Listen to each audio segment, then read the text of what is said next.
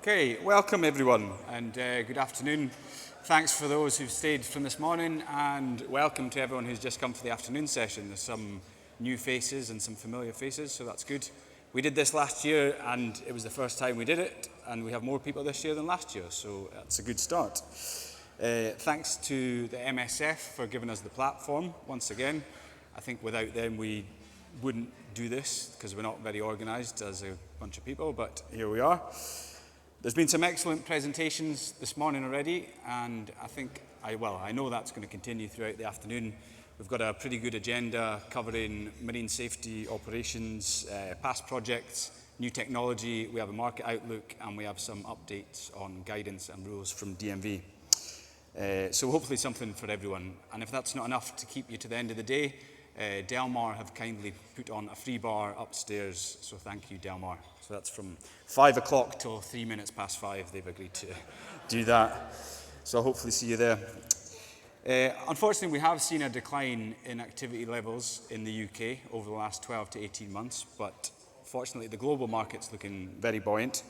As operators move into deeper waters and harsher environments, we will be faced with some new challenges, but with that comes a steady pipeline of installation activities over at least to the end of this decade and into the next decade. So that's very good.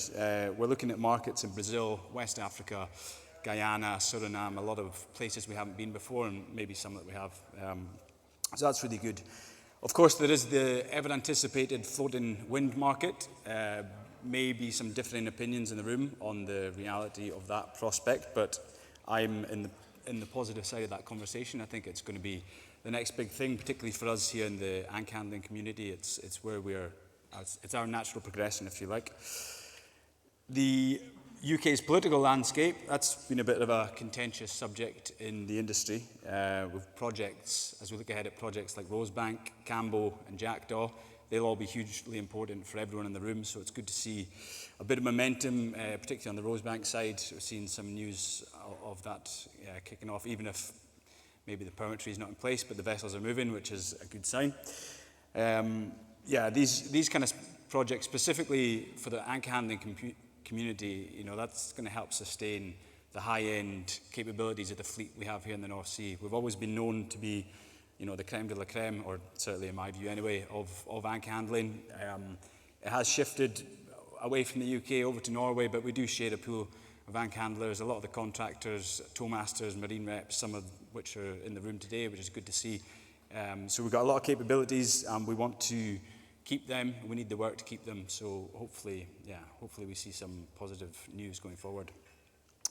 That also helps to bridge the gap. These projects help to bridge the gap between now and this floating wind market. It's a huge market. Everyone talks about it, but 29, 30, we need to work between now and then, or we're going to see people drop off, leave the industry. Vessels are already leaving. It's having a knock-on effect to the market, which sea brokers will touch on more. But the less activity, the more expensive these things become, and potentially less likely the floating wind market is as a prospect.